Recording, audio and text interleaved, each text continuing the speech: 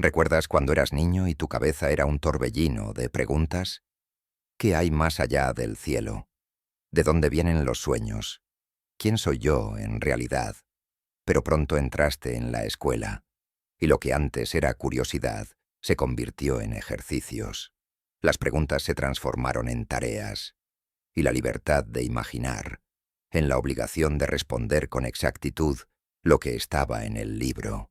No parecía un lugar para despertar la mente, sino para encadenarla con normas, horarios y repeticiones, para que aprendieras a callar, a encajar, a repetir lo que otros ya habían pensado antes que tú.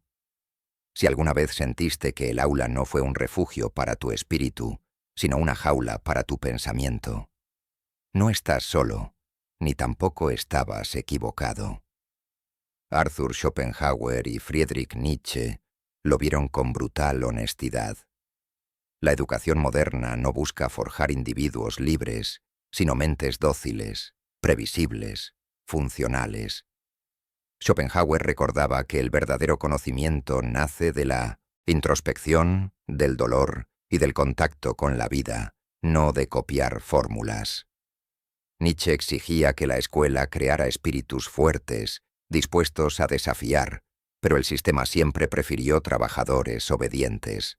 Este video no es un lamento contra los profesores, tampoco una queja fácil contra la enseñanza. Es una invitación a cuestionar cómo, desde la infancia, nos entrenaron más para obedecer que para pensar. Hoy vamos a recorrer 15 verdades incómodas sobre la escuela y su silenciosa capacidad de domesticarte. Algunas pueden incomodarte, otras quizás despierten en ti esa chispa que nunca aceptó del todo las reglas. Pensar duele, pero también es lo único que puede darte libertad, si estás listo para escuchar lo que pocos se atreven a decir. Empecemos. Capítulo 1. La promesa de la escuela. Un comienzo que parece luz. Desde el inicio la escuela se presentó como un amanecer, como ese foco que enciende la vida de un niño y promete llevarlo de la oscuridad de la ignorancia a la claridad del saber. El timbre, los cuadernos, las filas, las respuestas correctas. Todo estaba diseñado para hacerte sentir que estabas entrando en un lugar sagrado, un espacio donde ibas a crecer, donde ibas a encontrar tu voz y tu futuro. Te dijeron que si obedecías, si estudiabas, si te esforzabas, algún día serías alguien. Y tú lo creíste, como lo creyeron millones antes que tú. Al principio la promesa parecía dulce. Cada examen aprobado, cada diploma colgado en la pared, cada ceremonia, con aplausos y palabras solemnes, reforzaba la idea de que estabas avanzando, que estabas subiendo una escalera invisible hacia la luz.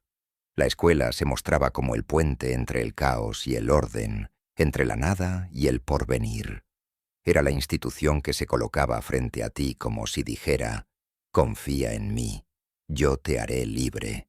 Pero tarde o temprano, la duda empieza a asomar, porque sabías muchas cosas, pero no sabías quién eras. Podías resolver problemas de álgebra, pero no sabías cómo enfrentar la angustia. Podías repetir fechas históricas, pero no entendías tu propia historia. Tenías biología en la cabeza, pero no sabías cómo habitar tu propio cuerpo. La escuela te dio definiciones, fórmulas, teorías, pero jamás te dio herramientas para la vida. Jamás te enseñó a mirar hacia adentro. Y en ese silencio, en ese vacío, empezó a quebrarse la ilusión. Schopenhauer habría dicho que no podía ser de otra manera, porque la escuela no está diseñada para tu libertad, sino para tu docilidad. Y el mundo, tal como él lo entendía, no se organiza alrededor de lo que tú deseas, sino alrededor de una voluntad ciega que te arrastra. En ese sentido, la escuela no te enseña a pensar, te enseña a repetir. No te enseña a crear, te enseña a cumplir. No te enseña a vivir, te enseña a sobrevivir en un engranaje ya construido. Lo que parece una luz, en realidad es un foco artificial que ilumina solo lo que el sistema quiere que veas. Y tú, sentado en ese pupitre, Eras apenas un molde en proceso. Nietzsche también desenmascaró esa falsa promesa, porque la escuela, bajo la máscara de cultura, termina siendo una fábrica de mediocridad, una cadena de producción donde el maestro ya no es un guía apasionado por la sabiduría, sino un funcionario que repite programas muertos. Nietzsche vio en esa cultura escolarizada la traición más grande: matar la verdadera curiosidad, sofocar la voluntad de crear, uniformar las almas en lugar de despertarlas. Para él, la educación oficial no era un puente hacia la vida, sino una traición de la vida misma, porque la vida, en su crudeza, es caos, es pregunta, es desafío, y lo que hace la escuela es disfrazar ese caos con manuales que no dicen nada, con fórmulas que no curan la herida existencial. La historia oficial insiste en que la escuela nació como una conquista del pueblo, como una victoria de la igualdad. Pero si miras con ojos más profundos, descubres lo contrario. No nació del amor al saber, sino del miedo al desorden. No nació para liberar conciencias, sino para producir ciudadanos obedientes. Desde Esparta hasta Prusia, desde Lutero hasta Rockefeller, la escuela fue pensada como un dispositivo de control social, una maquinaria de estandarización. Y tú, como todos, entraste en esa cadena creyendo que estabas eligiendo tu destino, cuando en realidad te estaban moldeando para encajar en un engranaje que no construiste. ¿Recuerdas cuando cuestionabas algo y te tachaban de problemático? ¿Recuerdas cuando tu voz no cabía en la respuesta oficial y entonces te llamaban distraído, vago, mal alumno? Ahí estaba la trampa. No se trataba de encender tu mente, sino de entrenarla para obedecer. No se trataba de que encontraras tu propia voz, sino de que repitieras en coro lo que otros habían escrito. Lo llamaron formación, pero era domesticación. Lo llamaron progreso, pero era conformismo. Lo llamaron educación, pero era programación. Y sin embargo, la promesa sigue viva en los discursos. Los políticos, los padres, las universidades repiten la misma frase como un rezo gastado. Si estudias, todo irá bien. Pero tú lo sabes. Estudiaste, cumpliste, memorizaste, y el vacío sigue ahí. No importa cuántos títulos tengas, algo en ti permanece incompleto, insatisfecho, hueco, porque lo esencial nunca estuvo en esos libros, ni en esas pruebas, ni en esos diplomas. Cuando miras hacia atrás, lo entiendes. Esa sala de clases no era un santuario, era una celda amable, una prisión de pupitres donde aprendiste a obedecer, no a vivir. Una maquinaria que no fortaleció lo que eras, sino que borró lo que podías ser. Y esa herida no es solo tuya. Millones cargan el mismo vacío disfrazado de éxito académico, la misma sensación de haber sido formados para encajar y no para existir. Y aunque duela, descubrirlo es liberador, porque el primer paso para salir de una prisión es reconocer que estás encerrado. La luz que te prometieron no era más que un reflejo artificial. Pero ahora que lo sabes, puedes empezar de nuevo. Puedes preguntarte en serio, sin la voz del maestro, sin el manual, sin la nota, ¿qué significa aprender? ¿Qué significa pensar? ¿Qué significa educarse? ¿De verdad? Ahí comienza la única lección que vale la pena. Capítulo 2. La raíz oculta. Escuela como herramienta de control. Hay una mentira que se repite tanto que ya casi nadie se atreve a cuestionarla, que la escuela nació para liberar, que fue un regalo del Estado al pueblo, una conquista que garantizó que todos, sin importar su origen, tendrían acceso al conocimiento. Se nos dice que antes de ella reinaba la ignorancia, la barbarie, y que fue la escolarización lo que nos sacó de las tinieblas, pero la verdad es menos romántica. La verdad es que la escuela no nació del amor al saber, sino del miedo al caos. No nació para cultivar espíritus libres, sino para producir cuerpos dóciles y mentes previsibles. Si retrocedes en la historia, verás la raíz oculta. Esparta ya entrenaba a sus niños para obedecer, no para pensar. Lutero defendía la educación masiva, no para emancipar conciencias, sino para adoctrinar en la fe correcta. Prusia diseñó el modelo moderno de escuela, no porque quisiera filósofos, sino porque necesitaba soldados obedientes y obreros disciplinados para su maquinaria estatal. Y Rockefeller, en Estados Unidos, lo dijo sin rubor. No quería una nación de pensadores, sino una nación de trabajadores. Esa es la raíz que nadie menciona en los discursos oficiales. Schopenhauer lo habría explicado sin adornos. El mundo no está movido por ideales nobles, sino por la voluntad de poder, por fuerzas ciegas que buscan perpetuarse. La educación, bajo esta mirada, no es un acto de bondad, sino un medio para canalizar esa voluntad. No se te educa para florecer, se te educa para servir. No se te enseña para que encuentres tu verdad, sino para que repitas la verdad del grupo, del Estado, de la religión, de la economía. Lo que parece una herramienta de igualdad es, en su raíz, una cadena más en el engranaje del dominio. Nietzsche, por su parte, vio en esto la decadencia de la cultura. Para él, la verdadera educación debía formar espíritus capaces de crear, de resistir, de desafiar. Pero lo que surgió en las aulas modernas fue lo opuesto, un sistema de domesticación masiva. En lugar de despertar al individuo, lo adormece.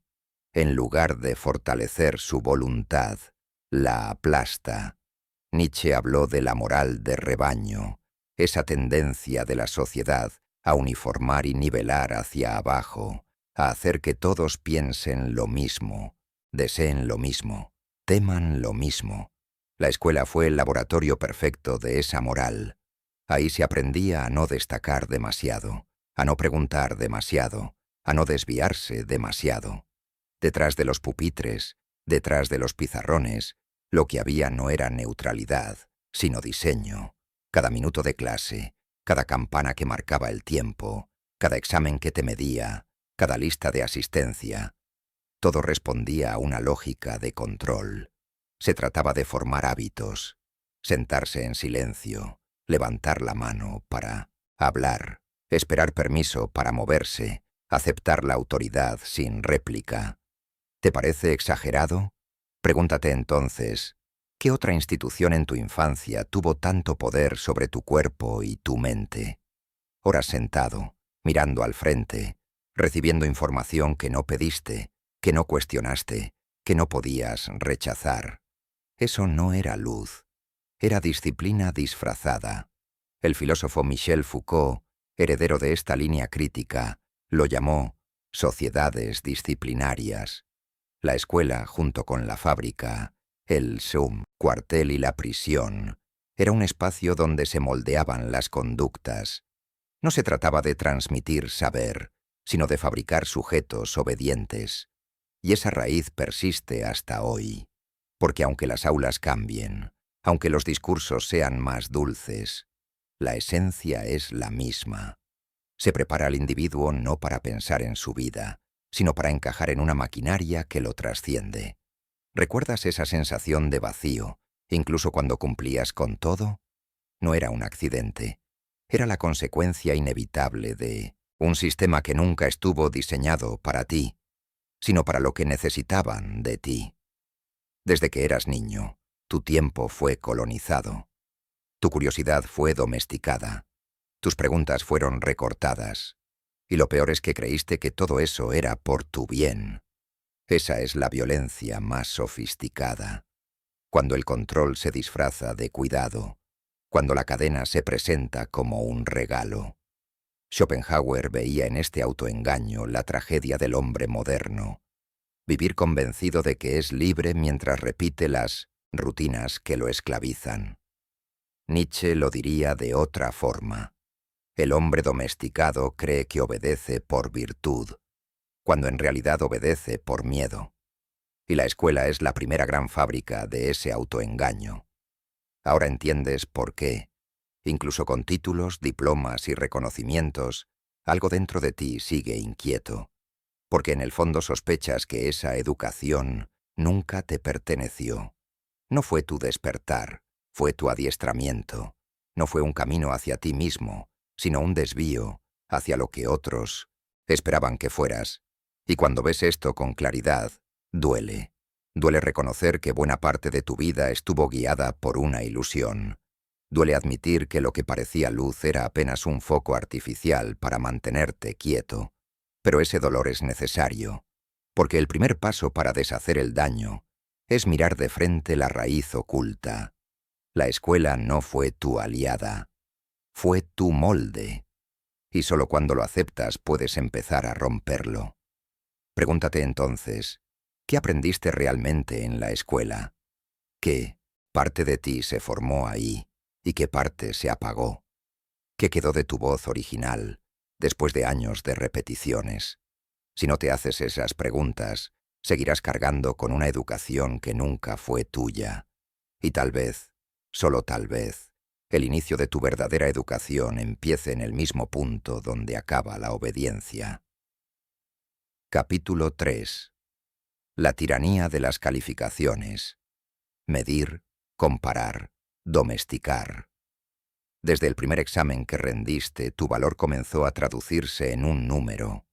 Ese número no era neutro, era un juicio.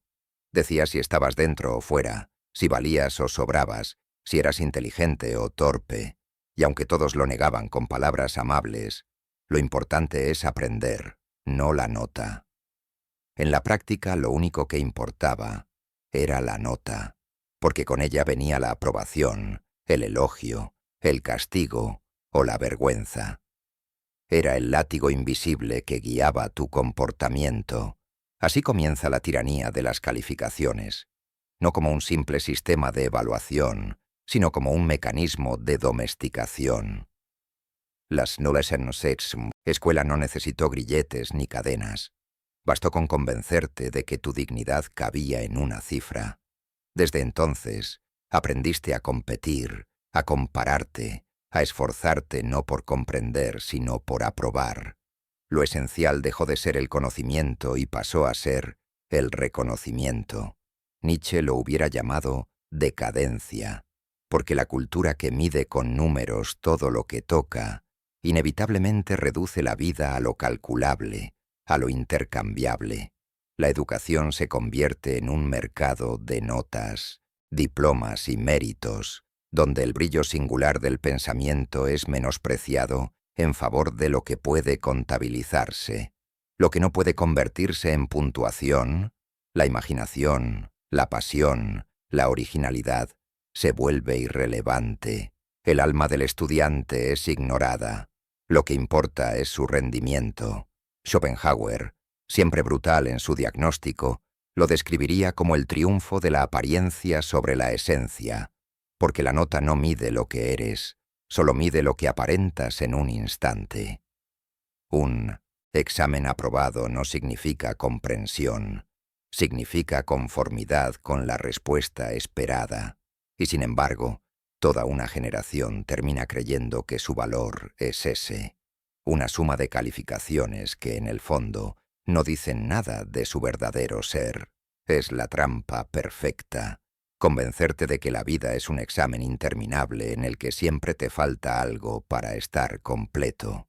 Las calificaciones además cumplen otra función, la comparación. No basta con aprobar, es necesario ver quién lo hizo mejor, quién está arriba, quién quedó abajo. Así, desde niño, aprendiste a mirar al otro no como compañero, sino como rival. La escuela se convierte en un campo de competencia donde lo humano se sacrifica en el altar del rendimiento. Lo que debería ser comunidad se transforma en jerarquía. Lo que debería ser aprendizaje compartido se convierte en guerra silenciosa de egos. John Taylor Gatto, uno de los críticos más lúcidos del sistema escolar, lo dijo con claridad. Las calificaciones no miden, Aprendizaje. Miden obediencia. Lo que un estudiante realmente aprende en la escuela no son fórmulas ni fechas, sino la lección subterránea de que debe complacer a una autoridad para obtener aprobación. La calificación es la zanahoria que mantiene al burro caminando. Una técnica refinada para producir adultos que no piensen por sí mismos, sino que busquen constantemente validación externa, en el jefe, en el mercado, en la sociedad. Lo más perverso de este sistema es cómo inocula miedo y vergüenza en las almas más jóvenes. Un suspenso no es solo una evaluación. Es una marca que te dice, no eres suficiente. Es la vergüenza pública de ver tu nombre en rojo, la ansiedad de no alcanzar el promedio, la humillación de sentir que decepcionaste a tus padres. Y aunque algunos lo superan, muchos cargan esa herida toda la vida. Crecen con la voz interna del profesor que aún les susurra, te falta, no llegas, no puedes. Pregúntate, ¿cuántas veces estudiaste por miedo a fallar, no por amor a aprender? ¿Cuántas noches memorizaste sin comprender, solo para evitar la vergüenza de una mala nota? ¿Cuántas veces sentiste que tu valor estaba en juego frente a un papel, como si toda tu existencia pudiera resumirse en un dígito? Esa es la verdadera tiranía de las calificaciones. No solo condicionan tu conducta, sino que colonizan tu mente hasta que tú mismo te evalúas con esa lógica. Nietzsche advertía contra esta moral de esclavos disfrazada de virtud. El estudiante, aplicado, no es necesariamente libre ni fuerte. Muchas veces es simplemente el que mejor aprendió a inclinarse, a repetir, a obedecer. La verdadera grandeza, la del que piensa distinto, la del que se atreve a errar, la del que se aparta del camino, rara vez es premiada con sobresalientes. Al contrario, casi siempre es castigada con reprobación. El sistema no valora el espíritu libre, lo teme, y sin embargo, lo seguimos repitiendo. Millones de padres presionan a sus hijos con notas, convencidos de que ahí está su futuro. Millones de jóvenes sacrifican su curiosidad en nombre de un puntaje, y al final, el resultado es una sociedad domesticada, incapaz de ver más allá del marco de lo medible. Una humanidad adiestrada en la lógica de los rankings y las comparaciones, siempre buscando aprobación externa, incapaz de reconocer su valor intrínseco. La mentira de las calificaciones es que son objetivas. Pero nada en ellas es neutral. Son un dispositivo de poder. Deciden quién pertenece y quién queda afuera, quién asciende y quién se hunde, quién merece ser escuchado y quién debe callar. No miden lo que sabes, sino lo que el sistema necesita que sepas. No miden tu inteligencia, sino tu capacidad de encajar. Y así, bajo la apariencia de algo inocente, la escuela cumple su función más silenciosa: domesticar, convertir la mente en un tablero de puntuaciones, el alma en un expediente, la vida en una competencia interminable. Lo llaman meritocracia, pero en el fondo es sumisión. El día que entiendas esto, la tiranía de las calificaciones comienza a perder fuerza, porque ya no buscas un número que valide lo que eres, porque descubres que tu valor no cabe en un examen, porque, como Nietzsche, te atreves a pensar que quizá lo mejor de ti no será nunca reconocido por una calificación. Y esa sospecha, aunque duela, es la primera grieta en la prisión. Capítulo 4. El tiempo robado. La infancia como territorio colonizado. La infancia debería ser un tiempo sagrado, un espacio abierto, sin prisas, donde el juego, la curiosidad y la imaginación pudieran desplegarse como fuerzas naturales del espíritu. Pero desde el primer día que entras a la escuela, ese tiempo deja de pertenecerte. El timbre decide cuándo hablas, cuándo callas, cuándo descansas, cuándo aprendes, incluso cuándo puedes ir al baño. El reloj se convierte en tu primer amo. La infancia, en lugar de ser un campo libre, se transforma en territorio colonizado. Se nos dijo que era por nuestro bien, que la disciplina del horario era necesaria para formarnos, que la rutina nos preparaba para la vida adulta. Pero en realidad, lo que se te enseñaba era a ceder tu tiempo, a entregar tus horas al servicio de una estructura que no preguntaba por tus ritmos, sino que imponía los suyos. Desde pequeño aprendiste que tu tiempo no era tuyo, que siempre estaba en manos de alguien más. El profesor, la institución, el sistema. Schopenhauer lo habría visto como la primera gran derrota de la voluntad, porque nada es más propio que el tiempo. Es la materia prima de tu vida.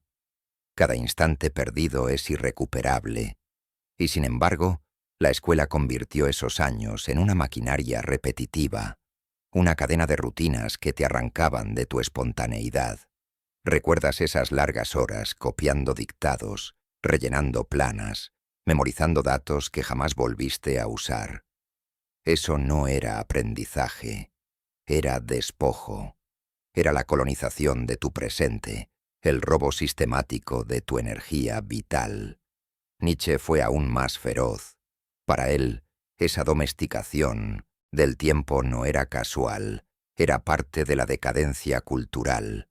Un niño que podría haber sido creador, que podría haber explorado mundos interiores, era reducido a engranaje. En lugar de potenciar la voluntad de poder, la fuerza vital que impulsa a cada ser humano a expandirse, la escuela la estrangula con horarios y repeticiones. La infancia, que debería ser una danza caótica de descubrimientos, se convierte en una fila ordenada que marcha al compás de un reloj. John Taylor Gatto lo denunció con claridad. El objetivo oculto de la escolarización no era enseñar, sino administrar el tiempo de millones de niños para producir adultos dóciles. Horarios segmentados, materias fragmentadas, recreos cronometrados, todo diseñado para que, desde temprano, interiorices la idea de que tu tiempo no te pertenece, que siempre habrá alguien más que decide qué haces, cuándo y cómo. Ese entrenamiento temprano prepara para la vida laboral, para la obediencia burocrática, para aceptar sin cuestionar que tus horas tienen dueño. Piensa en esto. ¿Cuántas horas de tu infancia recuerdas como realmente tuyas? ¿Cuántos días viviste de verdad en libertad, sin que alguien te dijera qué hacer? Probablemente muy pocos, porque incluso en casa, los deberes escolares extendían la colonización. Después del aula, la tarea. Después del timbre, la repetición. Incluso el tiempo que parecía tuyo ya estaba hipotecado. Y esa pérdida tiene un precio invisible. Un niño privado de su tiempo crece sin haber aprendido a estar consigo mismo. No sabe aburrirse, no sabe crear desde la nada, no sabe escuchar su propio ritmo. Siempre espera que alguien le diga qué hacer. Así, el adulto que surge de ese proceso es un ser incapaz de autogobernarse, necesitado siempre de jefes, normas y agendas externas.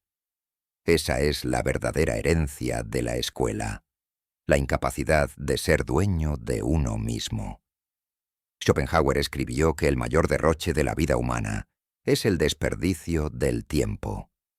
Y cuando ese desperdicio comienza en la infancia, se vuelve aún más trágico, porque no hablamos de perder minutos, hablamos de perder la etapa más fértil del ser humano, aquella en la que la mente es maleable, en la que la creatividad florece de manera natural.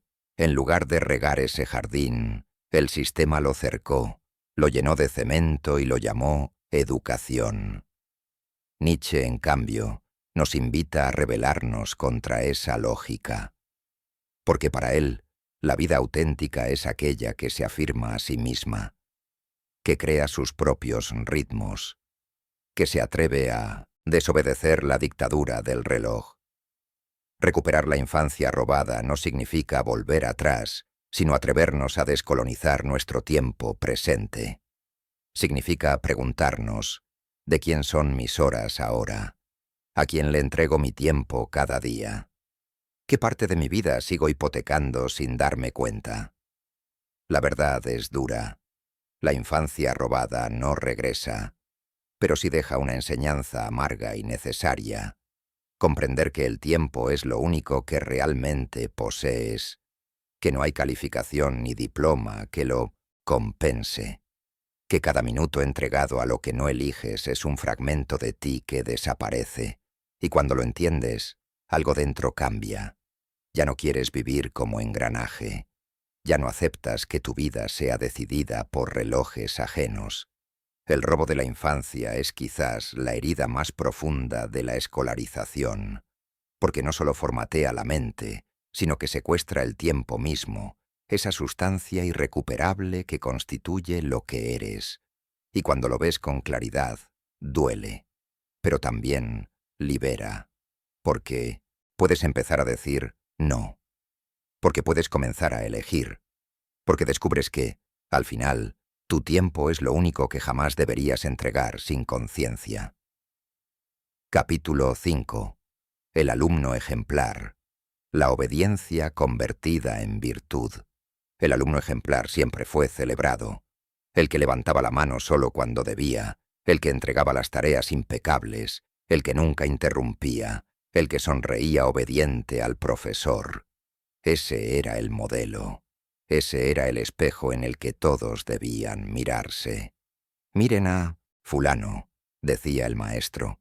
«Él sí sabe cómo comportarse». Y en esa frase se escondía la trampa. No se premiaba la inteligencia, ni la creatividad, ni la curiosidad. Se premiaba la obediencia, se consagraba la docilidad como si fuera virtud. ¿Recuerdas a los alumnos problema? Aquellos que cuestionaban, que se distraían, que no podían adaptarse a la rigidez de las normas. Eran vistos como un estorbo, no porque no tuvieran talento, sino porque desafiaban la autoridad. La escuela no tolera al que se sale de la fila. Prefiere al obediente mediocre que memoriza sin comprender antes que al inconforme brillante que incomoda con sus preguntas. El mensaje era claro. Más vale callar y encajar que pensar y molestar. Schopenhauer lo habría denunciado como un triunfo de la voluntad ajena sobre la propia. Porque la obediencia, cuando no nace de la razón, sino de la costumbre, destruye lo que nos hace libres, la capacidad de decidir por nosotros mismos. El alumno ejemplar no piensa, se somete. No pregunta, repite. No se escucha a sí mismo, escucha al maestro. Su virtud es precisamente haber enterrado su voluntad bajo la máscara de la disciplina. Nietzsche fue aún más despiadado en su crítica. Para él, la figura del buen alumno no es inocente, es la semilla de la decadencia cultural. Porque, ¿qué se produce con generaciones enteras de jóvenes educados para obedecer? Se produce lo que él llamaba el último hombre, el ser humano que ya no arriesga nada, que se conforma con migajas de reconocimiento, que prefiere la seguridad a la grandeza. Ese alumno ejemplar, que en la escuela recibe medallas y aplausos, será mañana el adulto que teme al cambio, que obedece sin cuestionar, que defiende el sistema que lo anuló. John Taylor Gatto, con la crudeza de alguien que conocía el aula desde adentro, lo resumió sin rodeos. La escuela no está diseñada para producir genios ni líderes, sino buenos súbditos. La figura del alumno ejemplar es la prueba más evidente. Se lo celebra porque encarna la meta real del sistema: moldear cuerpos dóciles, mentes predecibles, individuos incapaces de salirse del guión. La obediencia se convierte en sinónimo de madurez, la sumisión en sinónimo de éxito. Y lo más perverso es que muchos padres entran en el juego.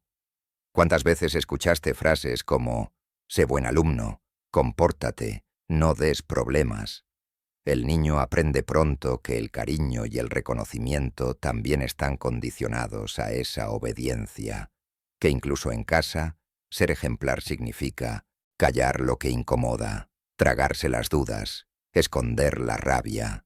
La obediencia, entonces, no solo se convierte en virtud, se convierte en identidad. Soy bueno porque no molesto, soy valioso porque no me quejo. Pero ¿qué queda de ese niño? ¿Qué pasa con su mundo interior? Schopenhauer habría dicho que queda un ser mutilado, alguien que aprendió a sofocar su voluntad para sobrevivir. Nietzsche, en cambio, lo habría gritado como una traición a la vida misma, porque la vida pide expansión, pide riesgo, pide creación. Y en cambio la escuela enseñó a domesticar todo eso para que encaje en un pupitre. Piénsalo, ¿cuántos de los que fueron alumnos ejemplares se convirtieron en adultos libres, creativos, capaces de cuestionar lo establecido? ¿Y cuántos se volvieron guardianes del mismo sistema, defensores de reglas que los anularon? Esa es la verdadera herencia del ejemplo. Perpetuar la cadena de obediencia como si fuera un valor incuestionable. El alumno ejemplar es el triunfo de la apariencia sobre la verdad. Parece exitoso, parece correcto, parece el ideal. Pero en el fondo es una construcción vacía, un molde que sofoca lo irrepetible de cada individuo. Su virtud no es otra cosa que la renuncia a sí mismo. Y sin embargo, hay algo liberador en ver la trampa, porque cuando descubres que esa obediencia disfrazada de virtud fue solo un mecanismo de control, puedes empezar a desobedecer con conciencia, puedes recuperar tu voz, tu voluntad, tu capacidad de incomodar. Nietzsche lo habría llamado afirmación de la vida. Schopenhauer lo habría visto como un acto de resistencia contra la anulación de la voluntad. Gatto lo habría celebrado como el inicio de una verdadera educación. El alumno ejemplar, en realidad, nunca fue ejemplo de nada. Fue solo la máscara con la que la escuela ocultó su verdadero propósito: domesticarte. Y cuando lo entiendes, lo único ejemplar es atreverse a dejar de obedecer. Capítulo 6. El castigo invisible. Miedo, ansiedad y vergüenza. La escuela nunca necesitó látigos ni barrotes para mantener el orden. No hacía falta encadenar a los alumnos a sus pupitres ni levantar muros de hierro alrededor del patio. El control más eficaz no es el físico, sino el emocional.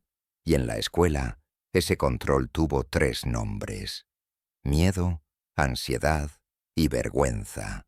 3 fuerzas silenciosas que operaban día tras día, sin que nadie las nombrara, sin que nadie las cuestionara, pero que dejaban cicatrices profundas en quienes crecieron bajo su dominio. El miedo era el immediato, primer castigo invisible. No un miedo concreto, sino difuso, permanente. Miedo a equivocarse frente a todos. Miedo a dar la respuesta mal y ser ridiculizado. Miedo a que el profesor llamara tu nombre y expusiera tu ignorancia. Miedo a los exámenes, a las notas, a los informes que llegarían a casa como sentencias.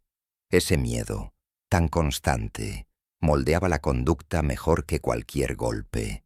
Era suficiente para paralizar la espontaneidad, para obligar al niño a reprimirse, para dejar claro que, en la escuela siempre estabas bajo vigilancia. Luego estaba la ansiedad, esa sensación de que nunca era suficiente. Podías sacar buenas notas, pero siempre había un podrías hacerlo mejor. Podías esforzarte, pero la presión jamás cedía. Había un examen en camino, un trabajo pendiente, una calificación que decidiría tu valor. La ansiedad convertía la vida escolar en un estado de alerta constante, como si siempre estuvieras preparándote para una batalla que nunca termina. Lo terrible es que muchos nunca lograron sacudirse esa ansiedad. La arrastraron a la vida adulta, convirtiendo cada proyecto, cada relación, cada meta en una carrera contra un juez invisible que nunca se da por satisfecho. Y finalmente, la vergüenza, quizás el castigo más cruel de todos. Vergüenza de no ser inteligente, de no tener las palabras adecuadas, de no estar a la altura de los otros. Vergüenza del error, vergüenza del fracaso, vergüenza de ocupar demasiado espacio o de no ocupar ninguno. La vergüenza en la Escuela no era un accidente, era un mecanismo deliberado. El alumno aprendía a compararse, a verse a sí mismo como insuficiente frente a un estándar imposible. Se lo convencía de que su valor dependía de no fallar, y quien fallaba quedaba marcado. Schopenhauer habría reconocido en todo esto la crudeza de la voluntad sometida, porque en el fondo, lo que la escuela lograba no era solo disciplinar el cuerpo, sino doblegar la mente, instalar dentro del alumno un censor permanente que lo vigilara, incluso cuando no hubiera profesores cerca. Nietzsche habría ido más lejos. Habría dicho que ese miedo y esa vergüenza eran instrumentos de domesticación cultural, la manera en que se fabricaba el rebaño, porque nada mantiene más dócil a un ser humano que la convicción íntima de que es débil, de que no debe sobresalir, de que equivocarse es una condena.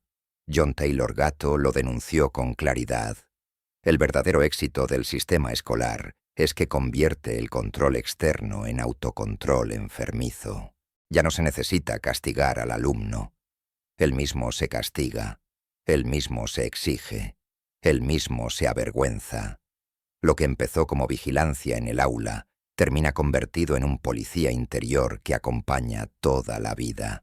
Es la voz que susurra: no eres suficiente, mejor no lo intentes, te van a juzgar. Es la herencia más efectiva de la educación obligatoria. Y lo más perverso es que se nos vendió como formación moral. Nos dijeron que era para aprender disciplina, para forjarnos carácter, para prepararnos para la vida real. Pero lo real que nos preparó fue otra cosa: a vivir con miedo al fracaso, a normalizar la ansiedad como motor, a cargar con la vergüenza como identidad. Millones de adultos todavía sienten el sudor frío de aquellos exámenes. Todavía tiemblan al ser evaluados. Todavía bajan la mirada ante cualquier autoridad. La escuela terminó hace décadas, pero su castigo invisible sigue operando. Mira dentro de ti. ¿Cuántas veces no te atreviste a decir lo que pensabas por miedo a sonar tonto? ¿Cuántas veces rechazaste una oportunidad por la ansiedad de no estar a la altura? ¿Cuántas veces sentiste vergüenza de tu propio deseo, de tu propia voz, como si ser tú mismo fuera un error? Ese no es un accidente. Esa es la marca de la escolarización. Lo que la escuela no enseñó, lo que nunca se atrevió a decir, es que equivocarse es parte de aprender, que la vida no se mide en notas, que la vergüenza es un arma de control y no un camino hacia la verdad. Al contrario, nos entrenó para vigilar cada paso, para temer el error como si fuera pecado, para reducir nuestra existencia a un examen interminable. El castigo invisible funciona porque se camufla como normalidad. Pero el día que lo nombras, el día que lo ves de frente, algo se quiebra. Descubres que el miedo, la ansiedad y la vergüenza no eran inevitables, eran herramientas de control, y que liberarte de ellas no es fácil, pero es posible. Quizás ahí esté el primer acto de verdadera educación: aprender a desaprender ese castigo, aprender a fallar sin miedo, a intentarlo sin ansiedad, a ser visto sin vergüenza, recuperar lo que la escuela enterró bajo la máscara del buen alumno. Porque solo cuando se rompe el castigo invisible, empieza la posibilidad de una libertad real. Capítulo 7. La ilusión del progreso académico. Diplomas vacíos, vidas huecas. Durante años te hicieron creer que todo tenía un propósito claro: estudiar para obtener buenas notas, esforzarte para alcanzar un título, avanzar como quien escala una montaña hacia una cima luminosa. Te decían que al final de esa escalera te esperaban el reconocimiento, la libertad, la dignidad. Cada diploma, cada certificado, cada papel adornado con sellos y firmas, era presentado como prueba de que estabas progresando, de que tu vida tenía sentido porque se acumulaban credenciales. Pero nadie te dijo lo esencial: que detrás de esa acumulación podía esconderse un vacío insondable. La ilusión del progreso académico es quizás una de las más efectivas mentiras modernas, porque no solo engaña a los estudiantes, sino también a los padres, a los políticos, a toda una sociedad que necesita creer en ella para justificar el sistema. Se nos convence de que un diploma es sinónimo de conocimiento, que un título universitario garantiza sabiduría, que acumular grados es la medida real del valor humano. Y lo repetimos sin pensar, como si el papel tuviera la capacidad de transformar a alguien en algo más que un engranaje dispuesto a servir. Schopenhauer habría visto en esta fe ciega en los diplomas la perfecta expresión de lo que él llamaba la voluntad ciega, esa fuerza irracional que nos empuja a desear sin fin, siempre hambrientos de más, siempre frustrados con lo que ya tenemos, porque ¿qué pasa después de un diploma? Otro. ¿Qué pasa después de un título? Una maestría. Y después, un doctorado, una carrera interminable de certificados que nunca responden a la pregunta más básica: ¿quién soy? Nietzsche, por su parte, habría denunciado esa obsesión como la decadencia de la cultura. Cuando la educación se convierte en burocracia, en espectáculo, en pura apariencia, lo que se pierde no es solo el tiempo del estudiante, sino el espíritu de una sociedad entera. John Taylor Gatto lo decía sin adornos: la escuela no prepara para la vida, prepara para las instituciones, prepara para creer que tu valor depende de una firma ajena, de un sello oficial, de un papel que diga que existes. La ilusión del progreso académico es, el fondo, una domesticación más. Mientras persigues diplomas, no persigues libertad. Mientras acumulas títulos, no te preguntas si lo aprendido tiene algún valor en tu propia vida. Mientras te obsesionas con la validación externa, olvidas que la educación real no necesita permisos ni certificados. Piensa en la ironía. Millones de jóvenes pasan años de su vida sacrificando sueños, tiempo y salud para obtener un título, y cuando por fin lo tienen en las manos, lo descubren casi inútil. Descubren que el mercado laboral está saturado de otros con los mismos papeles. Descubren que la deuda contraída para estudiar pesa más que las oportunidades que consiguieron. Descubren que no saben quiénes son ni qué quieren, aunque puedan recitar teorías y fórmulas que olvidarán al mes siguiente. El resultado no es libertad, sino frustración. No es realización, sino un vacío sofisticado, vestido con toga y birrete. Y sin embargo, la ilusión persiste. Las universidades privadas levantan campañas publicitarias, los políticos repiten discursos sobre la educación como futuro. Los padres insisten en que un título es la única vía de respeto. Pocos se atreven a mirar lo obvio, que el título se volvió un fetiche, un amuleto vacío al que se le atribuye un poder que ya no tiene, que lo que realmente produce no son sabios ni pensadores, sino empleados endeudados, consumidores dóciles, ciudadanos obedientes. La cultura del diploma ha creado una generación que confunde logros con papeles, una generación que vive atada a currículums brillantes y existencias grises, una generación que teme más a un espacio en blanco en su hoja de vida que a un vacío en su interior. Y esa es la gran ironía. Cuanto más títulos acumulamos, más difícil resulta enfrentar el hecho de que seguimos sin saber para qué vivimos. Schopenhauer, Nietzsche y Gatto coincidirían en algo fundamental. El progreso académico, tal como lo vende la escuela moderna, no es progreso. Es una simulación. Es la fachada de una escalera que nunca lleva a ninguna parte. Es una trampa que mantiene a millones creyendo que avanzan, cuando en realidad solo giran en círculos dentro de una jaula cada vez más cara. Mírate un momento. ¿Cuántas veces has sentido que tus logros académicos no te definen en lo absoluto? ¿Cuántas veces has mirado tus diplomas colgados en la pared y sentido que no hablan de ti, sino de la obediencia que tuviste que ofrecer para obtenerlos? ¿Cuántas veces has pensado que, detrás de toda esa acumulación, sigues vacío de respuestas esenciales? Ese vacío no es personal, es estructural. Es el resultado de un sistema que enseñó a confundir el símbolo con la verdad, el papel con el saber, la validación externa con la vida interior. El verdadero aprendizaje nunca cabrá en un diploma, porque no hay firma que certifique el dolor que atravesaste, el amor que descubriste, la claridad que obtuviste tras una crisis. No hay papel que avale el valor de las preguntas que te cambian por dentro, ni que pueda medir la libertad que nace cuando piensas por ti mismo. Eso, la escuela no lo entrega, y tampoco puede arrebatártelo. El día en que entiendas que ningún diploma te salvará, que ningún título llenará tu vacío, comienza la única forma de educación real, la que nace de la desobediencia, la curiosidad y la búsqueda personal.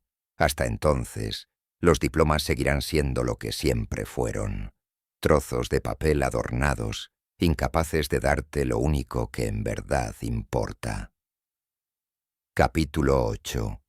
La rebelión sofocada. ¿Qué pasa con quienes no encajan? En cada salón de clases había siempre un alumno que no podía permanecer quieto, uno que hacía preguntas incómodas, que se distraía con lo que nadie veía, que parecía incapaz de adaptarse al molde. Ese niño o adolescente cargaba sobre sí el peso de una sospecha, que lo que estaba frente a sus ojos no era natural, que esa educación que todos aceptaban tenía algo falso, algo vacío, algo que olía a trampa. No se trataba de falta de inteligencia, sino todo lo contrario. A veces era la lucidez la que no le permitía encajar. ¿Y qué hacía la escuela con esos espíritus rebeldes? Los marcaba, los llamaba problemáticos, vagos, inmaduros, distraídos. A algunos los medicaba, a otros los castigaba, a otros los empujaba a abandonar para no retrasar a los demás. La maquinaria educativa nunca toleró bien la diferencia, y menos aún la resistencia. El que no encajaba era empujado hacia los márgenes, convertido en advertencia para los demás. Si no obedeces, este será tu destino. La rebeldía, en lugar de ser vista como un signo de vida, era tratada como un síntoma de enfermedad. Schopenhauer habría visto en estos alumnos rebeldes el rostro más claro de la voluntad humana. Ese impulso indomable que, pese a todo, busca afirmarse contra los moldes impuestos. Para él, la rebeldía no era un defecto, sino una consecuencia inevitable de una conciencia que no acepta la pura repetición. Pero en la escuela, ese impulso era inmediatamente sofocado, porque el sistema no estaba diseñado para individuos libres, sino para masas domesticadas. Nietzsche, por su parte, habría señalado la tragedia cultural que se esconde en este fenómeno. Cada vez que la escuela sofoca a un rebelde, sofoca también a un posible creador, a un espíritu fuerte capaz de cuestionar lo dado y abrir caminos nuevos. La cultura, decía Nietzsche, muere cuando se convierte en rutina, cuando en lugar de producir espíritus libres, se dedica a fabricar obedientes. El niño que incomodaba a sus maestros con preguntas que no estaban en el libro era, en potencia, un futuro pensador, un artista, un revolucionario. Pero el sistema no podía permitirse esos riesgos. Y así, con cada expulsión, con cada castigo, con cada etiqueta de fracasado, la sociedad traicionaba su propia vitalidad. John Taylor Gatto lo describió sin tapujos. La escuela moderna no es un espacio para cultivar la singularidad, sino para eliminarla. No quiere espíritus que cuestionen, quiere cuerpos dóciles. No quiere mentes que inventen, quiere manos que repitan. Por eso la rebeldía se trata como un error a corregir, porque la educación oficial no busca la verdad, busca la estabilidad. Y un niño que piensa demasiado es, para el sistema, un peligro. Piensa en cuántas veces escuchaste esa palabra, inadaptado. En realidad, no era un insulto, sino una confesión involuntaria. Ese niño no podía adaptarse a la mentira. Ese joven no podía aceptar que memorizar datos sin sentido era lo mismo que aprender. Ese adulto en formación no podía tolerar la mediocridad disfrazada de progreso.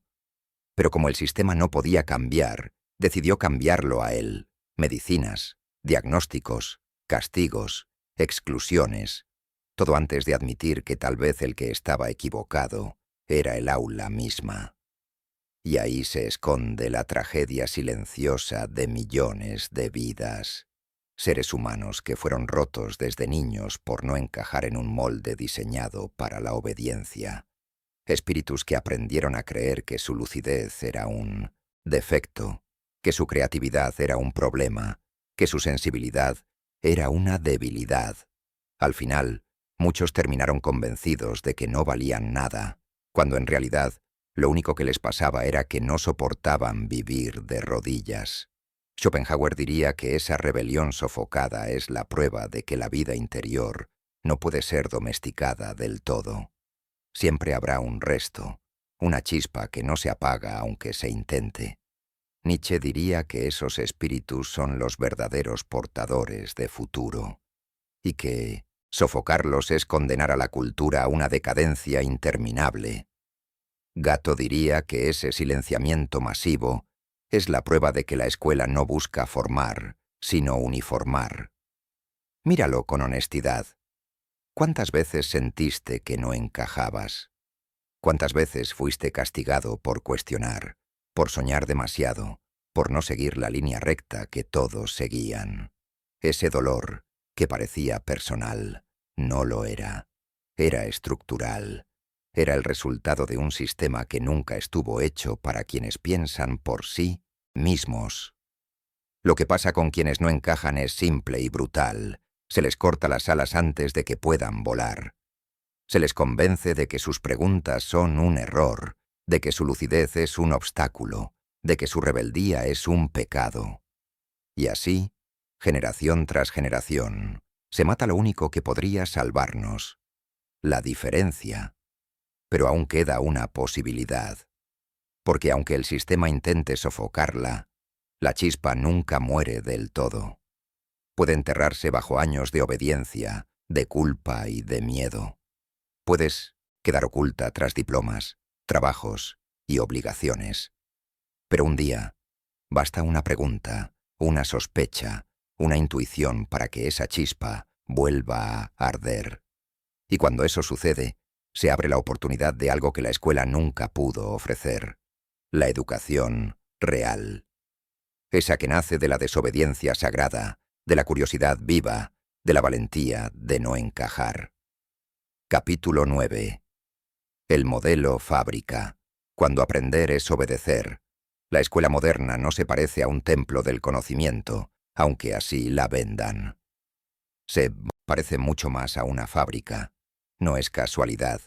Nació en los mismos siglos en los que las fábricas comenzaban a multiplicarse en las ciudades.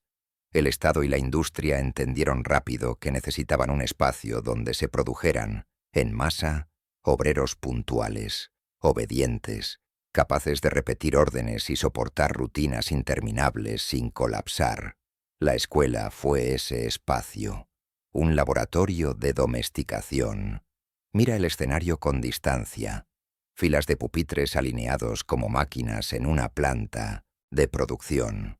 Un maestro al frente, como un supervisor que vigila, dicta instrucciones y controla los tiempos. Un timbre que marca el inicio y el final de cada jornada, como una sirena de fábrica que ordena los movimientos colectivos. El horario rígido que divide cada hora en asignaturas distintas, como una cadena de montaje que fragmenta el trabajo. Nada de eso es casualidad. Todo está diseñado para enseñar que tu tiempo no es tuyo, que tu cuerpo debe ajustarse a un ritmo externo, que tu mente no puede vagar demasiado porque hay que cumplir con la tarea que toca. Schopenhauer habría visto en este modelo una muestra más de cómo la voluntad de poder se disfraza de racionalidad, porque detrás de la aparente organización está la lógica del sometimiento. Eliminar la espontaneidad, quebrar la individualidad, estandarizar las mentes, en lugar de dejar que el niño siga su curiosidad natural. Lo obliga a girar en una rueda de repeticiones. El sufrimiento que produce ese encierro no es un error, es parte del método. Se te acostumbra a soportar lo tedioso, a obedecer sin entender, a renunciar a tu deseo en nombre de una rutina que no escogiste. Así se prepara a alguien para el trabajo moderno, no a través del entusiasmo, sino de la resignación. Nietzsche lo vio con lucidez brutal. Lo que llamamos educación es, en gran medida, una educación para la mediocridad, porque al uniformar se elimina lo singular. Al entrenar para la obediencia, se castra la creatividad. Lo que la fábrica-escuela produce no son individuos plenos, sino copias. Copias que saben repetir fórmulas, memorizar fechas, aprobar exámenes, pero que no saben habitarse a sí mismos. Nietzsche despreciaba esa nivelación hacia abajo, esa moral de rebaño, que convierte a todos en engranajes intercambiables de una misma maquinaria. En el aula, el genio es castigado por distraerse, el soñador por no ajustarse al horario, el rebelde por interrumpir, y así, lo que podría ser chispa creadora se reprime hasta extinguirse. Foucault, siglos después, describiría a la escuela como una de las instituciones disciplinarias por excelencia. No solo enseña contenidos, enseña a ser vigilado, a interiorizar la mirada del otro, a corregirte a ti mismo cuando te sales de la línea. El maestro observa, anota, califica, pero más allá del maestro, aprendes a observarte tú mismo, a sentir culpa cuando no cumples, a temer el castigo aunque nadie lo aplique. Ese es el triunfo más perverso del modelo fábrica, que no necesita guardias armados porque logra que tú seas tu propio vigilante. ¿Recuerdas esa ansiedad antes de un examen? No era solo miedo a fallar, era el miedo a no estar a la altura del molde. ¿Recuerdas la angustia de no terminar una tarea a tiempo? No era solo preocupación escolar, era la introducción a una vida entera de plazos, de presiones, de horarios que otros fijan por ti. ¿Recuerdas la sensación de estar atrapado en una rutina interminable, de 8 de la mañana a 3 de la tarde? Era el entrenamiento para el reloj laboral, para el contrato, para el salario que depende de tu puntualidad. La escuela es, en esencia, la primera fábrica que habitamos. Schopenhauer nos advertía: la mayor parte del sufrimiento humano proviene de deseos frustrados y de rutinas impuestas. El aula es el laboratorio perfecto para normalizar ese sufrimiento. Allí aprendes a callar cuando quieres hablar, a memorizar cuando quieres imaginar, a soportar horas de repetición cuando tu mente pide aire. Y lo haces creyendo que es lo correcto. La voluntad, que en su estado natural es fuerza de vida, se redirige hacia la obediencia. El resultado: adultos que confunden soportar con vivir. Nietzsche, en cambio, hubiera lanzado una pregunta más punzante. ¿Qué pasaría si una educación no se pareciera a una fábrica, sino a un taller de creación? ¿Qué pasaría si, en lugar de domesticar, encendiera? Esa era, para él, la verdadera misión de la cultura. No producir rebaños útiles, sino espíritus capaces de romper moldes. Y sin embargo, lo que hemos heredado es lo contrario. En vez de forjar individuos, producimos piezas. En vez de formar creadores, fabricamos repetidores. Quizá por eso, cuando llegas a la adultez, algo se siente roto, porque cumpliste con todo el entrenamiento, pasaste por cada sala de máquinas, recibiste el diploma que certifica tu paso por la línea de montaje, y aún así, dentro de ti hay un vacío. Es la grieta de haber sido formado como herramienta, no como persona. El sistema cumplió con su objetivo, te volvió funcional, pero en el proceso sofocó partes esenciales de ti que nunca fueron llamadas a existir. Míralo sin ilusiones. La escuela no fue un espacio de descubrimiento, fue un ensayo general de tu futura servidumbre. Te entrenó para encajar, no para pensar, para obedecer, no para ser libre, para adaptarte, no para rebelarte. Y ese entrenamiento fue tan efectivo que incluso hoy, de adulto, llevas dentro la voz del maestro que te exige, del examen que te mide, del timbre que ordena. Aun cuando ya no estás en el aula sigue en ti. La pregunta inevitable es esta: ¿cuánto de lo que eres hoy es fruto de tu verdadera voluntad? ¿Y cuánto es reflejo de ese molde? ¿Cuánto de tu vida responde a tu deseo? ¿Y cuánto a un entrenamiento que nunca pediste? Tal vez ahí comienza la desobediencia más profunda, en atreverte a desarmar la fábrica que llevas por dentro. Capítulo 10. Schopenhauer. La mente atrapada en palabras ajenas. Desde niño aprendiste a hablar, con palabras que no eran tuyas. Te enseñaron un idioma ya hecho, con significados que otros decidieron antes de que nacieras, y con ese idioma aprendiste también a pensar. Lo que parecía un regalo, la posibilidad de comunicarte, de comprender el mundo, escondía una trampa mucho más profunda. Tu mente quedó atrapada en una estructura que no construiste. Pensabas que aprendías a expresarte, pero en realidad te programaban a percibir la vida con los límites de un lenguaje prestado. Schopenhauer lo advirtió con brutal claridad. La mayoría de las personas no piensa realmente. Repite pensamientos ajenos. Vive dentro de las palabras que otros inventaron y confunde esa repetición con una vida auténtica. Cuando un niño memoriza frases de manual, no está pensando, está obedeciendo. Cuando un adulto usa frases hechas, hay que ser alguien en la vida. Si estudias, tendrás éxito. No está razonando. Está reproduciendo eslóganes que la sociedad implantó. El lenguaje se convierte en la prisión más invisible. Mira la escena del aula. El maestro dicta, los alumnos copian. Esa acción simple es el símbolo perfecto de lo que Schopenhauer denunciaba. No es un diálogo, no es un descubrimiento, no es un proceso creador. Es transmisión unilateral. El alumno es una página en blanco donde se imprimen fórmulas, definiciones, explicaciones, y cada palabra escrita en ese cuaderno se convierte en un ladrillo más en la cárcel mental. Poco a poco, el niño aprende a pensar solo dentro de lo permitido, dentro de lo repetido, dentro de lo reconocido por la autoridad.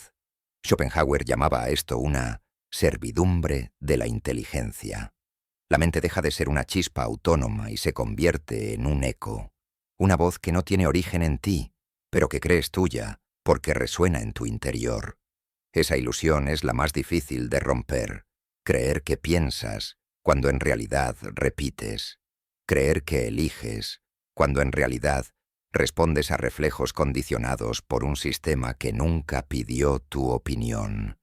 Piensa en todas las veces que, en la escuela, memorizaste respuestas sin entenderlas del todo. Pensabas que aprendías, pero lo único que entrenabas era la obediencia. Pensabas que cultivabas tu mente, pero lo único que hacías era almacenar frases útiles para un examen que al día siguiente olvidarías. ¿De qué servía repetir definiciones de biología, fórmulas matemáticas, fechas históricas, si nunca te enseñaban a mirar dentro de ti? Lo esencial, el miedo, el deseo, la angustia, el amor, el sentido, no tenía lugar en ese vocabulario. Y así creciste con un arsenal de palabras para hablar del mundo externo, pero con una pobreza brutal para nombrar tu propio mundo interno. Schopenhauer decía que los hombres toman prestadas las ideas como toman prestados los sombreros. Y la escuela es la gran sombrerería. Te entrega pensamientos de segunda mano para que los uses toda tu vida. La mayoría nunca sospecha que esas ideas no le pertenecen. Camina por el mundo con frases heredadas, con opiniones compradas, con convicciones prefabricadas. Nunca llegan a mirar el vacío que hay debajo, Nunca descubren que su supuesto pensamiento es solo una colección de citas ajenas. Nietzsche, que leyó a Schopenhauer con devoción, entendió esta trampa y la llevó aún más lejos. Decía que la cultura moderna no forma creadores, sino repetidores, que en lugar de espíritus libres produce eruditos domesticados, especialistas que saben mucho de un tema pero que nunca se atrevieron a pensar fuera de las palabras que les dieron. Lo llamaba el triunfo del rebaño sobre el individuo, y la escuela es la primera gran pastora. Pregúntate con honestidad, ¿cuántas de tus certezas más profundas sobre el trabajo, el amor, el éxito, la moral, son realmente tuyas? ¿Cuántas surgieron de una reflexión auténtica y cuántas son la copia de lo que escuchaste en casa, en el aula, en los medios? ¿Cuántas veces defendiste con pasión una idea que, en el fondo, nunca habías cuestionado? Si eres sincero, descubrirás que gran parte de lo que crees ser está hecho de palabras ajenas. Schopenhauer nos ofrece una salida dolorosa, pero liberadora. Reconocer la falsedad. Admitir que la mayor parte de nuestros pensamientos no son originales, que hemos vivido con un diccionario prestado, incapaces de nombrar lo más profundo porque nos robaron la posibilidad de inventar un lenguaje propio. Esa confesión es amarga, porque derrumba el orgullo de creerte pensador autónomo, pero es el único inicio posible para escapar de la trampa. Imagina la mente como una celda cuyos barrotes son palabras. Cada debes, cada tienes que, cada eso está bien o eso está mal, son barras invisibles que delimitan tu horizonte. Crees que eres libre porque puedes moverte dentro de esa celda. Puedes cambiar de tema, de profesión, de opinión política, pero siempre dentro del vocabulario que heredaste, nunca fuera. La verdadera libertad no es cambiar de sitio dentro de la celda, es romper los barrotes, es arriesgarte a pensar sin permiso. Por eso, Schopenhauer exigía el ejercicio brutal de la sinceridad interior. Dejar de repetir, dejar de acumular citas, dejar de esconderte detrás de lo aprendido y comenzar a mirar el mundo con ojos propios, aunque al principio tiemble la voz y falten palabras. Esa falta es señal de que estás saliendo de la prisión. Ese vacío no es ignorancia. Es el terreno limpio donde puede nacer por primera vez un pensamiento verdadero. La mente atrapada en palabras ajenas es el destino de la mayoría. La mente que se atreve a romper esas palabras es el inicio de los pocos que se atreven a ser libres. Y aunque cueste, aunque duela, aunque al principio parezca imposible, ese es el único camino hacia una educación real, la que no repite, sino la que crea. Capítulo 11. Nietzsche. La decadencia del maestro, la traición de la cultura. Hubo un tiempo en que el maestro era un guía, no un funcionario, no un burócrata, no un repetidor de manuales. El maestro era aquel que te llevaba al límite de ti mismo, que no te dejaba dormir tranquilo con respuestas fáciles, que te obligaba a mirar lo insoportable de la vida. Era alguien que cargaba con un fuego interior y lo entregaba, no para domesticarte, sino para incendiarte.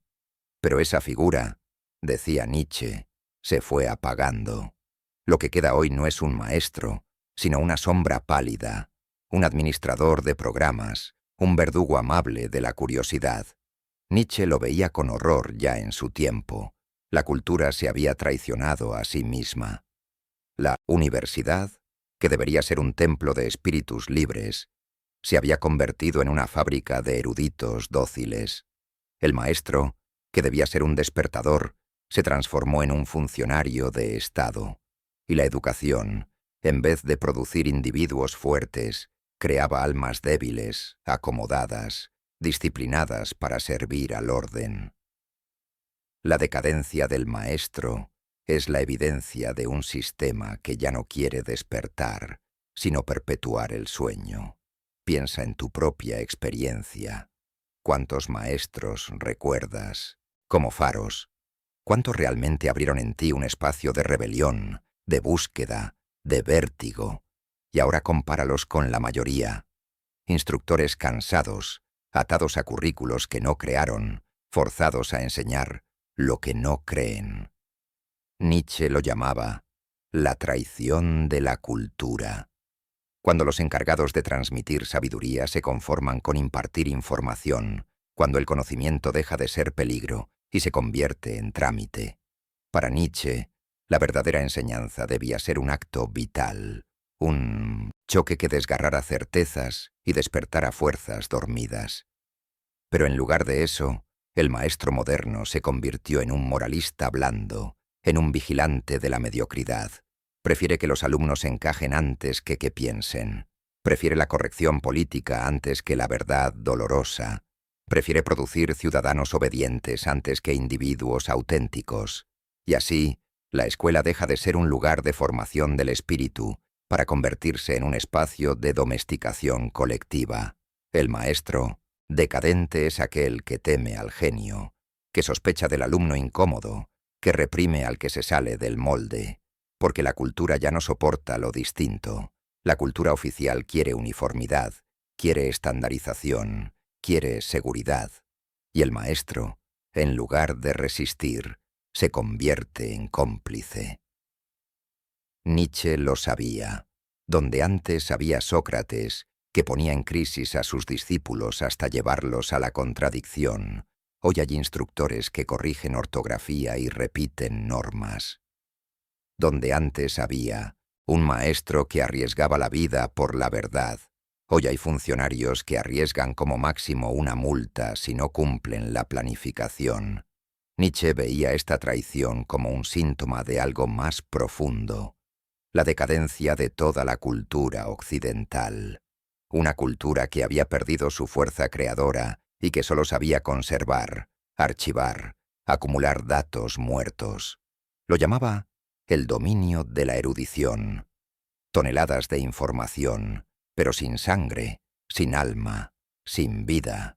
Maestros que saben fechas, cifras, teorías, pero que no saben enseñar a vivir. Profesores que recitan a los filósofos, pero que jamás tuvieron el valor de filosofar con su propia existencia. Pregúntate, ¿qué significa un maestro si no enseña a vivir? ¿Qué sentido tiene un aula si lo que aprendes en ella no te sirve cuando estás solo, cuando sufres, cuando dudas, cuando amas, cuando mueres? Nietzsche lo gritaba: la verdadera cultura no es acumulación de datos, es transformación de la vida. Y un maestro que no transforma, traiciona.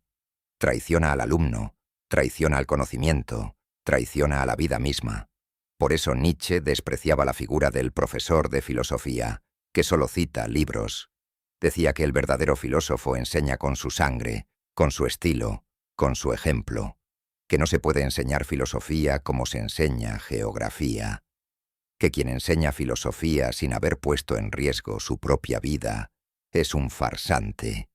Y aquí la decadencia se hace evidente. Los maestros dejaron de ser filósofos en ese sentido radical y se volvieron repetidores de un guión. Su oficio ya no es iluminar, sino administrar. Y la consecuencia es brutal. Generaciones enteras de jóvenes que pasan por aulas, que coleccionan diplomas, pero que salen de allí vacíos. Jóvenes que saben de fórmulas, de algoritmos, de teorías literarias, pero que no saben responder a lo esencial. ¿Quién soy? ¿Qué deseo? ¿Cómo soportar el dolor? ¿Qué significa vivir sin sentido? Nietzsche veía en esa esterilidad el signo de una cultura que se estaba pudriendo desde dentro. El maestro, en su decadencia, se convierte en una figura casi trágica, porque muchos no son perversos ni malintencionados, son prisioneros también, víctimas de un sistema que los obliga a seguir reglas, a cumplir programas, a encajar en un engranaje burocrático. Maestros que alguna vez tuvieron pasión y ganas de cambiar vidas, pero que terminaron apagados, repitiendo mecánicamente lo que un ministerio decide. En ese sentido, Nietzsche no solo denuncia, también lamenta. Porque la cultura se mata a sí misma cuando mata a sus maestros verdaderos.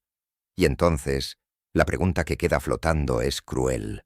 ¿Dónde encontrar hoy a los verdaderos maestros? ¿Dónde hallar a alguien que no repita, sino que queme? ¿Dónde encontrar al que te incomode hasta romper tu comodidad? Al que prefiera arriesgarse contigo en el pensamiento antes que darte tranquilidad barata. Nietzsche sabía que serían raros, escasos, casi invisibles. Que los verdaderos maestros no se encuentran en la institución oficial, sino en las grietas, en los márgenes, en los lugares donde todavía se atreve a arder un pensamiento libre, y que quien tiene la suerte de cruzarse con uno de ellos recibe una marca para toda la vida. El maestro que traiciona la cultura deja alumnos dóciles.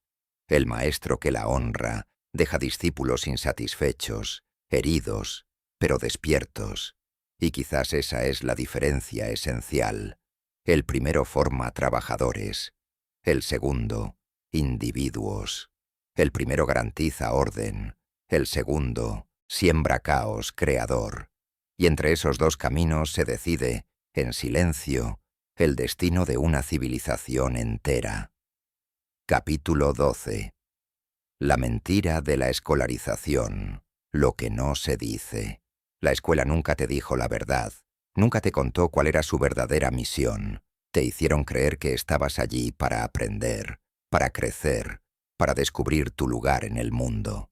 Pero detrás de ese decorado amable había otra maquinaria funcionando, silenciosa, implacable. La escolarización no era un regalo, era un dispositivo. Y como todo dispositivo de poder, lo que mejor sabe hacer es ocultar sus verdaderos fines. Piensa en lo que repetían sin descanso. Estudia, fórmate, prepárate. El conocimiento te hará libre. Sonaba noble, parecía un destino luminoso. ¿Quién podría estar en contra de esa promesa? Pero la libertad que ofrecían no era real, era condicional. No se trataba de pensar, sino de pensar como ellos querían. No se trataba de ser libre, sino de ser funcional. La mentira de la escolarización consiste en que nunca buscó despertar tu conciencia, sino adiestrarla. El filósofo Ivan Illich lo dijo sin rodeos. La escuela no transmite saber, transmite credenciales. No te enseña a aprender, te enseña a consumir educación como un producto más. Cada grado, cada diploma, cada certificado es una mercancía simbólica, y lo que en realidad se valora no es lo que sabes, sino el papel que lo acredita. La escuela convirtió el conocimiento en burocracia, una burocracia que decide quién tiene derecho a hablar, a ser escuchado, a ser considerado inteligente. Schopenhauer lo habría despreciado. Un sistema donde la apariencia sustituye al contenido, donde se valora más la cita que la experiencia, donde la erudición de segunda mano reemplaza a la verdad vivida. La escolarización, en su mentira, no te prepara para pensar con tu propia cabeza, sino para repetir con precisión lo que otros ya pensaron. Te convierte en eco, no en voz. En suma, te vuelve seguro para el sistema, porque no hay nada más peligroso que un individuo que se atreve a pensar desde sí mismo. Nietzsche fue aún más lejos. Para él, la escolarización moderna era un atentado contra la vida, porque todo lo que busca estandarizar, uniformar, normalizar, es una forma de asesinato cultural. El genio individual, la chispa creadora, el impulso vital. Todo eso queda triturado en la maquinaria de un aula que premia al obediente y castiga al rebelde. La mentira está ahí. Se habla de diversidad, de inclusión, de formación, integral, pero lo que se fabrica es homogeneidad. Se producen sujetos intercambiables, previsibles, dóciles, y lo más cruel es que el engaño funciona, porque los padres creen en él, porque la sociedad entera repite el mismo discurso. Si estudias, tendrás un futuro. Se vuelve una religión civil. El diploma es el nuevo bautizo, la graduación es la confirmación, El título universitario es la misa mayor. Nadie quiere cuestionar el rito, porque cuestionarlo sería reconocer que hemos entregado años de nuestra vida a un fraude. La mentira de la escolarización también tiene otra cara, la del tiempo robado. Te dicen que es necesario pasar años sentado en un pupitre, siguiendo horarios que alguien diseñó. Te dicen que la infancia y la juventud son periodos de preparación, no de vida plena.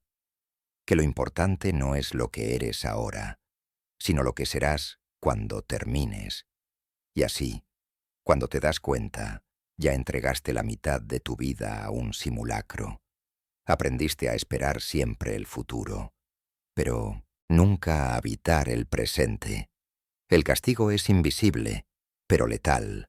Millones de personas que cumplen con todos los pasos, escuela, universidad, posgrado, y que aún así se sienten huecos, inseguros, desorientados, porque la escolarización jamás les enseñó a enfrentarse a la vida, solo a aprobar exámenes. Nunca les mostró cómo cargar el peso de la existencia, solo cómo responder a una autoridad. Nunca los preparó para pensar la muerte, el deseo, el amor, la desesperación, la soledad. Y entonces, cuando esas experiencias llegan, los atrapan como tormentas imprevistas. Schopenhauer lo habría resumido con crueldad. La escuela educa para vivir en sociedad, no para vivir la vida. Nietzsche lo completaría. Educa para adaptarte al rebaño, no para crear tu propio camino. Ambos coinciden en lo esencial. La escolarización es una mentira porque promete lo que no puede dar. Promete sentido, pero solo entrega conformidad. Promete libertad, pero solo fabrica obediencia. Promete futuro, pero destruye presente. Y sin embargo, el aparato sigue intacto. Cada año, millones de niños entran en esas aulas creyendo que van a recibir luz. Nadie les dice que lo que encontrarán es programación. Nadie les advierte que lo que se valora no es su curiosidad, sino su capacidad de callar. Nadie confiesa que detrás de cada examen, de cada nota, de cada uniforme, lo que se busca no es conocimiento, sino control. El filósofo John Taylor Gatto, que fue maestro y desertó del sistema, lo gritó con claridad. La escuela no enseña a pensar, enseña a obedecer, enseña a esperar la señal, a pedir permiso, a no moverse sin autorización. Y lo más perverso, enseña a creer que esa es la única forma posible de vida, que fuera de esas paredes no hay nada, que sin títulos no eres nadie. Esa es la mentira que nadie se atreve a nombrar, que lo que se llama educación es, en gran parte, domesticación, que lo que llamamos conocimiento es, en realidad, condicionamiento, y que lo que se presenta como un camino hacia la libertad es, en el fondo, un mecanismo de control tan refinado que no necesita cadenas visibles. Quizás lo más doloroso sea reconocerlo en carne propia. Mirar atrás y admitir que fuiste moldeado, que tu rebeldía fue sofocada, que tu deseo de aprender fue reducido a la sombra de una calificación. Pero también ahí está la posibilidad. Desenmascarar la mentira es el primer paso para salir de ella. Y una vez que lo ves, ya no puedes volver atrás, porque ahora sabes que la escuela nunca fue lo que decía ser, que el aula no era un templo del saber, sino una celda disfrazada de oportunidad, que la promesa de luz era en realidad un foco artificial diseñado para mantenerte quieto. Y al reconocerlo, aunque duela, recuperas algo que nadie puede enseñarte, la capacidad de aprender por ti mismo, la capacidad de pensar sin permiso, la capacidad de desobedecer. Capítulo 13. La estandarización. ¿Cómo se mata la diferencia? El mundo teme a lo distinto, y la escuela, como reflejo de ese miedo, encontró en la estandarización su arma más poderosa. Desde el primer día, te enseñaron que había una única forma correcta de escribir, de resolver, de comportarte, incluso de soñar. Todo lo que se salía del molde era corregido, castigado o ridiculizado. La diferencia no era celebrada, era eliminada. Lo llamaron igualdad, pero en realidad era uniformidad. Lo llamaron justicia, pero era homogeneización. Porque para el sistema, nada resulta más peligroso que un individuo irrepetible, con pensamientos propios, con una voz que no encaja en el coro. Y así, paso a paso, se diseñaron currículos, horarios, exámenes y métodos que buscan lo mismo: borrar la singularidad bajo el peso de lo promedio. Nietzsche vio en esto la gran tragedia de la modernidad, el desprecio hacia lo excepcional. En su obra denunció cómo la cultura occidental había creado un culto al rebaño, a lo común, a lo cómodo. La escuela moderna no educa para producir genios, sino para fabricar ciudadanos dóciles, previsibles, intercambiables.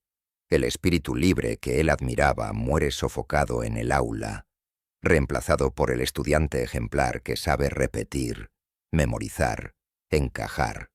La diferencia, ese chispazo único de cada ser humano, se vuelve un defecto que debe ser corregido. Schopenhauer lo habría descrito con brutalidad. La estandarización es la victoria de la voluntad ciega sobre la individualidad, porque lo que busca no es la verdad, sino la repetición infinita de lo mismo.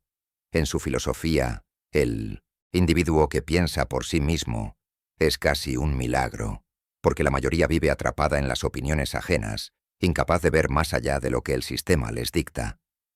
La escuela refuerza esa condena.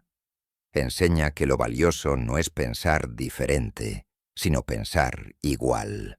Observa cualquier aula y lo verás con claridad.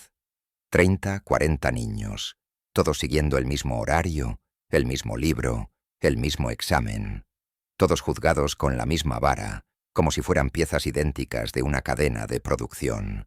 Nadie pregunta quién necesita otro ritmo, otro enfoque, otra experiencia. Nadie se detiene a pensar que quizá la genialidad de uno brilla en la música y la del otro en la soledad del pensamiento.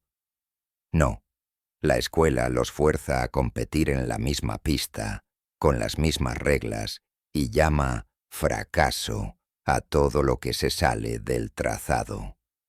Esa es la perversión de la estandarización. Convierte las diferencias naturales en defectos. El niño curioso se vuelve distraído. El que cuestiona demasiado se vuelve problemático. El que no memoriza rápido se vuelve rezagado. Y poco a poco, cada cual aprende a esconder lo que lo hace único.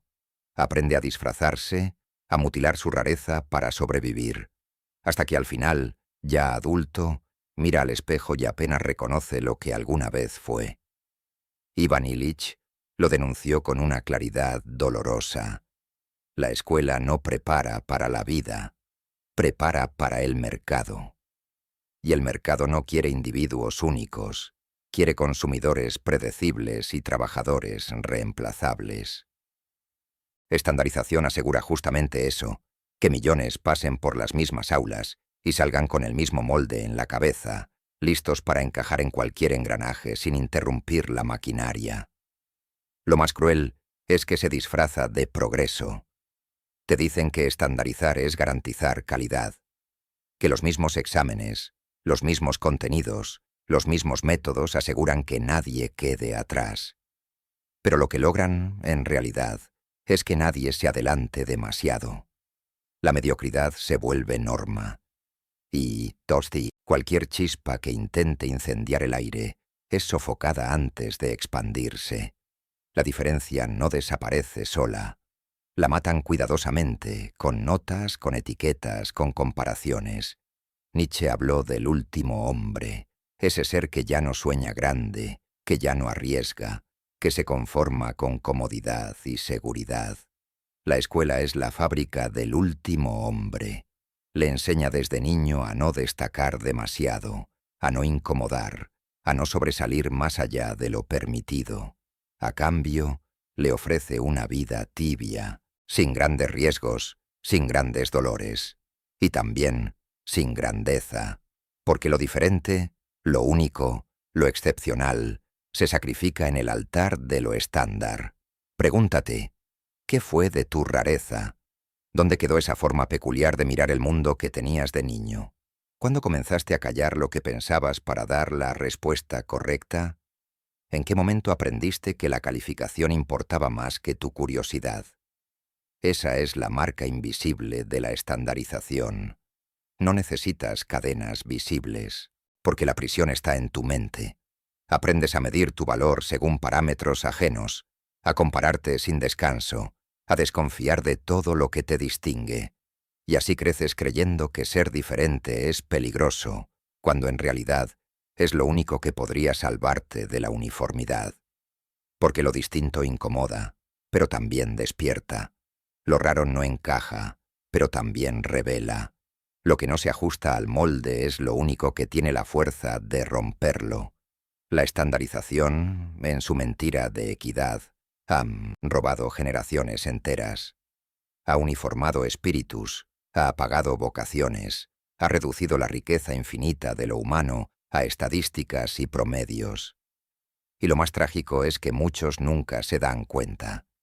Se pasan la vida creyendo que su fracaso es personal, cuando en realidad fue el sistema el que los aplastó por no caber en su molde estrecho.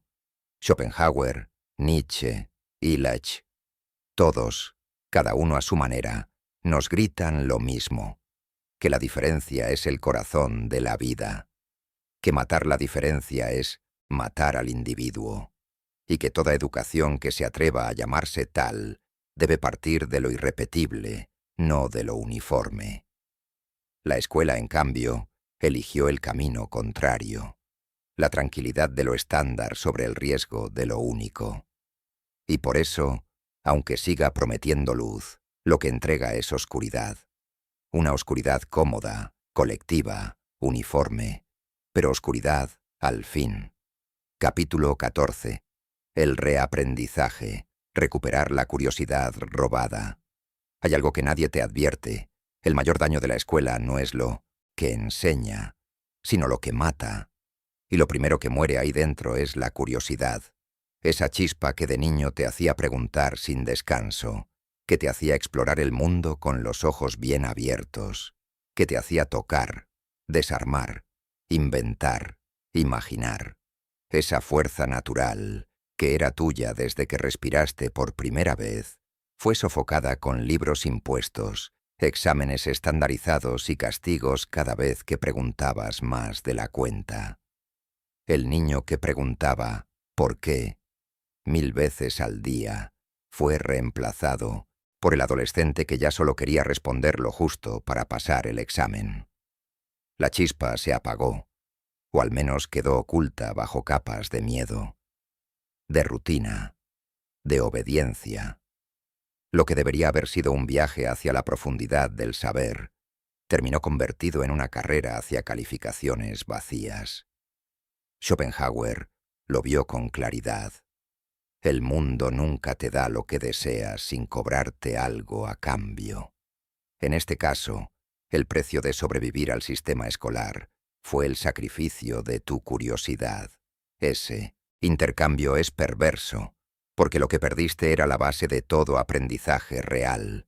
La voluntad de saber, de descubrir, de cuestionar, fue convertida en una obediencia mecánica. Te enseñaron a repetir, a responder lo esperado, a memorizar sin vida. Y lo hicieron de forma tan sistemática que llegaste a creer que aprender era eso. Acumular palabras ajenas sin preguntarte por su sentido. Nietzsche habría llamado a esto una traición a la cultura, porque una cultura que no alimenta la curiosidad mata su propia posibilidad de florecer. El filósofo lo dijo sin rodeos. Donde la educación solo fabrica obedientes, no hay cultura viva, solo decadencia.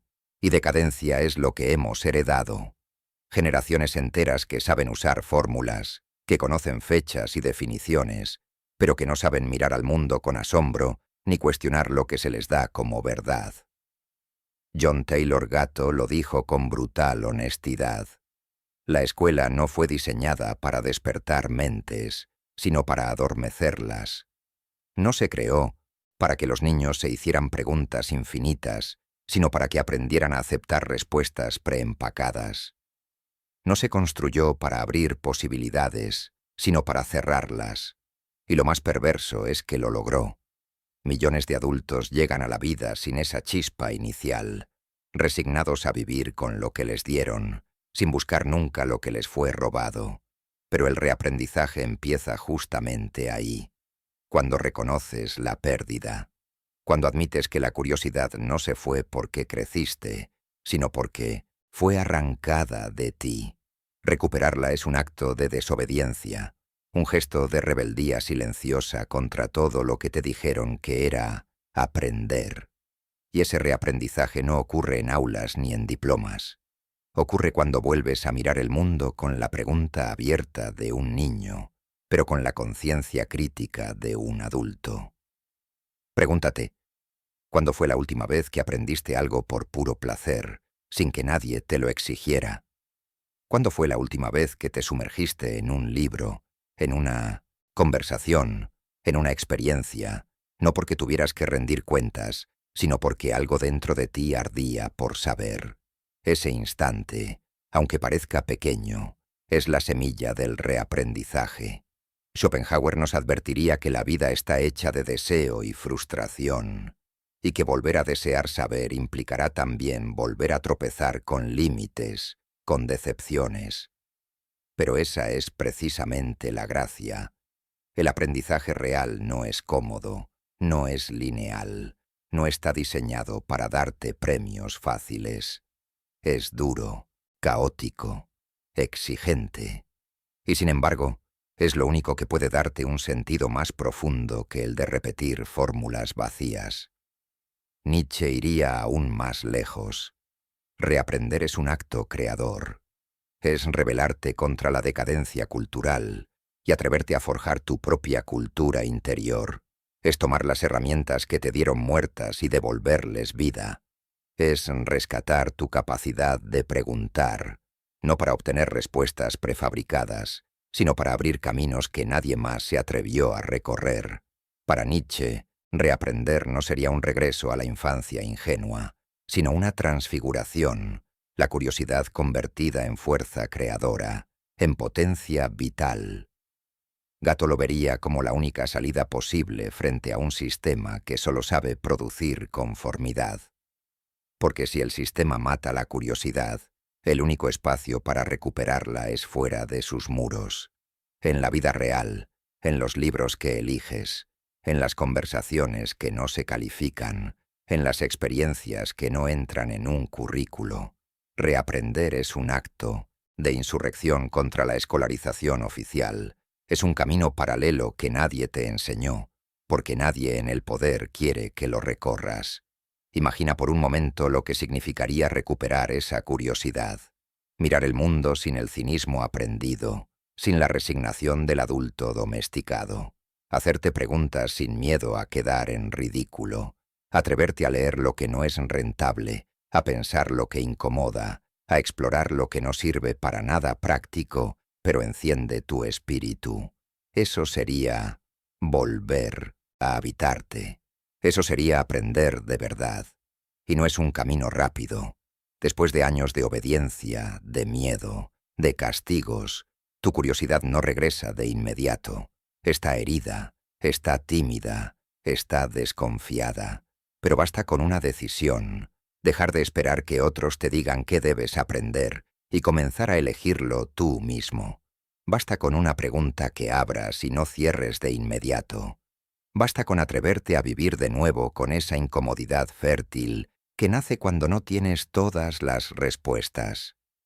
El reaprendizaje no te devolverá la infancia, pero puede devolverte algo más valioso, la posibilidad de vivir como alguien que piensa, que siente, que explora, como alguien que no se conforma con repetir, como alguien que sabe que lo único verdaderamente digno es mantener viva la chispa que intentaron apagar.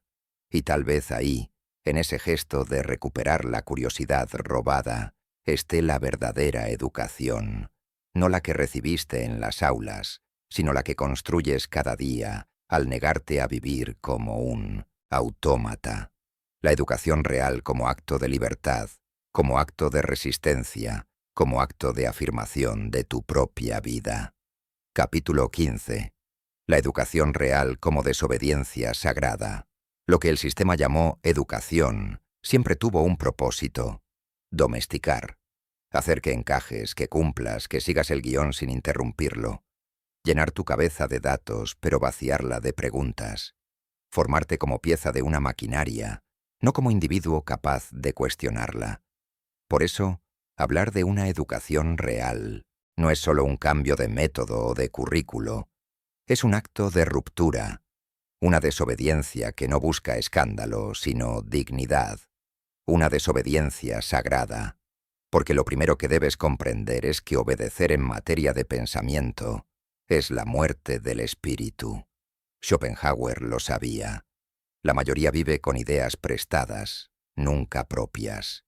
Aprende lo que se le dice, repite lo que se espera, se acomoda en las verdades de segunda mano. Pero esa comodidad es una prisión invisible, y quien no se atreve a salir de ella, quien no se atreve a desobedecer, está condenado a vivir como un eco. Por eso, la educación real comienza cuando te rebelas contra esa pasividad, cuando dejas de aceptar sin más lo que se te entrega como verdad y empiezas a mirar con tus propios ojos, aunque lo que veas te duela. Nietzsche lo gritaba con furia. La verdadera cultura no surge de la obediencia, sino de la transgresión. El pensamiento vivo es siempre peligroso para la sociedad establecida, porque amenaza los cimientos de lo que se ha dado por sentado. El filósofo lo expresó en imágenes crudas. El espíritu libre debe aprender a romper ídolos, a desconfiar de todo dogma, a soportar la soledad de quien piensa distinto. En ese sentido, una educación auténtica no es nunca un proceso dócil. Es un combate contra la decadencia. Es el arte de aprender no para encajar, sino para crear. No para repetir, sino para afirmar tu singularidad frente a un mundo que busca disolverla. John Taylor Gatto lo tradujo al terreno práctico. Todo el sistema escolar fue diseñado para producir conformidad, para apagar la iniciativa, para sofocar la creatividad, para enseñar a las masas a obedecer órdenes sin rechistar. Por eso, insistía en que la única salida era desobedecer los dictados de esa máquina. No seguir el currículo impuesto, sino atreverse a construir uno propio. No aceptar que el aula es el único espacio de aprendizaje, sino convertir la vida entera en escuela. La educación real es siempre insumisa, porque parte de la idea de que el conocimiento que vale no puede entregártelo el poder sin traicionarlo. Hablar de desobediencia sagrada puede sonar extraño, incluso provocador, pero es la única forma justa de nombrarlo, porque desobedecer aquí no significa destruir por destruir, ni rebelarse con odio. Significa honrar lo más humano en ti, tu capacidad de pensar, de preguntar, de imaginar. Desobedecer es sagrado porque es el acto que defiende lo más valioso que tienes, tu libertad interior. Cada vez que te niegas a aceptar una verdad prefabricada y decides examinarla por ti mismo, estás defendiendo tu espíritu de la esclavitud. Cada vez que te atreves a vivir de acuerdo con lo que descubres, aunque incomode a los demás, estás honrando una dignidad que no se puede comprar. Pregúntate, ¿qué habría sido de la filosofía, del arte, de la ciencia, si nadie hubiera desobedecido? ¿Dónde estaríamos si Sócrates hubiera callado, si Nietzsche hubiera repetido el catecismo de su tiempo, si Gatto hubiera seguido enseñando sin cuestionar lo que sabía que estaba mal? Todo avance humano nace de una desobediencia, y toda obediencia ciega es retroceso, estancamiento, muerte en vida. Schopenhauer diría que este camino no trae felicidad, porque la vida no está hecha para garantizártela, pero sí puede traerte algo más sólido: lucidez. Al desobedecer lo establecido, dejas de vivir en la ilusión. Entiendes que el sufrimiento es inevitable, que la vida es dura, pero al menos vives de pie, con los ojos abiertos. Y eso, en un mundo de autómatas, es ya una victoria. Nietzsche lo llevaría aún más lejos. La desobediencia sagrada no es solo resistencia, es creación. Es el gesto del espíritu fuerte que al negarse a seguir el guión impuesto, se convierte en autor de su propia obra. Reaprender, pensar, crear, vivir como si cada instante pudiera dar a luz un nuevo valor. Eso es lo que él llamaba convertirse en lo que eres. No un esclavo obediente, sino un creador de sentido. Y Gatto lo pondría en términos claros. Si quieres educación real, tienes que atreverte a salirte del molde. No esperes que las instituciones te la ofrezcan. Fueron diseñadas para lo contrario. La verdadera escuela comienza cuando asumes la responsabilidad de tu propio aprendizaje, cuando dejas de esperar que alguien te diga qué estudiar, qué pensar, qué hacer, y empiezas a construir un camino desde tus propias preguntas. Esa es la desobediencia que libera. Quizás ahora entiendas por qué esto es sagrado, porque es lo único que te salva de vivir como pieza de una maquinaria indiferente, porque es lo único que te devuelve el derecho de habitar tu propia vida, porque es lo único que honra lo humano en ti, la capacidad de no aceptar el mundo como te lo entregan, sino de rehacerlo, aunque sea en lo más pequeño, con la fuerza de tu mirada y de tu voluntad. La educación real no es una promesa, ni una institución, ni un diploma. Es un acto diario de desobediencia sagrada. Es elegir no conformarte con lo que te dicen. Es atreverte a pensar en voz alta. Es rescatar tu curiosidad, tu capacidad de asombro, tu hambre de verdad. Y hacerlo, aun sabiendo que el mundo preferiría que siguieras dormido. Esa desobediencia silenciosa y firme es el único camino hacia una educación que de verdad merezca ese nombre. Y quizá, al final, el único camino hacia una vida que no sea un simulacro, sino una afirmación real de tu espíritu. Todo este recorrido no fue una denuncia sin propósito, fue un espejo. Desde la promesa inicial de la escuela hasta la desobediencia sagrada como única forma de educación real, lo que has escuchado es una verdad que siempre estuvo frente a ti, pero que el ruido del mundo intentó silenciar. Nos hicieron creer que la escuela era un faro, que cada timbre, cada examen, cada diploma era un peldaño hacia la libertad, pero al final descubriste que era lo contrario, un mecanismo de domesticación, una maquinaria diseñada para formatear tu mente, no para liberarla. Esa fue la traición más profunda. El lugar que debía enseñarte a pensar, te enseñó a obedecer. El lugar que debía despertar tu curiosidad, la sofocó bajo calificaciones y castigos. Schopenhauer lo advirtió. Vivimos atrapados en un ciclo de deseos impuestos, siempre insatisfechos, siempre persiguiendo una ilusión de felicidad que se desvanece. Nietzsche lo gritó con furia. La cultura que adora la obediencia es una cultura decadente, incapaz de crear hombres libres. Y John Taylor Gatto lo desenmascaró con pruebas. La Mestermeidenasters, escuela moderna, no nació para educar, sino para fabricar engranajes funcionales a la máquina del poder. Entonces, ¿qué queda? ¿Resignarse? ¿Aceptar que fuiste moldeado y que ya nada puede cambiar? No, porque ahí comienza la paradoja. Cuando aceptas la magnitud de la trampa, cuando dejas de creer que tu educación fue neutra o benévola, aparece la grieta por donde entra la posibilidad de reaprender. La educación real no es un título ni un currículo. Es un acto de rebeldía. Es atreverte a recuperar la curiosidad que te robaron. Es permitirte hacer preguntas que incomodan. Es construirte a ti mismo en un mundo que solo quiere copias. Y aquí está la última enseñanza. Educarse de verdad es desobedecer. No con odio ni con violencia, sino con lucidez. Es dejar de repetir y empezar a mirar. Es atreverte a pensar lo impensable, a decir lo indecible, a ser lo insoportable para un sistema que te quiere dócil. Porque si no lo haces, no vives. Sobrevives en una celda disfrazada de aula. Pregúntate, ahora que llegaste hasta aquí, ¿qué harás con esta verdad? ¿Seguirás confiando en la promesa rota de los diplomas y las calificaciones? ¿O tendrás el valor de abrir tu propio camino? Porque, aunque nadie lo diga, la verdadera educación comienza donde termina la obediencia.